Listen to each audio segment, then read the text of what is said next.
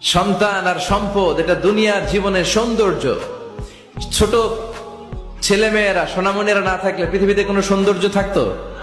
স্বামী স্ত্রীর ভালোবাসা কয় বছর? রং ধরা যৌবন জং ধরে শেষ। 1-2 বছর পরে আর আগের ওই মাতলামিটা থাকে না, ওই ভালোবাসাটা থাকে না। এরপরে ভালোবাসাটা হয় ছেলে মেয়েদের কারণে, ঠিক কিনা? ঘরে গেলে আব্বু আব্বু ডাকে, আম্মা আম্মু ডাকে, ছোটাছুটি করে, দৌড়াদৌড়ি করে, কান্নাকাটি করে, রাগ করে বসে থাকে, রাগ ভাঙাতে হয়, এটাই মজা, ঠিক কিনা? এজন্য আল্লাহ বলেছেন জিনাতুল হায়াতি দুনিয়া।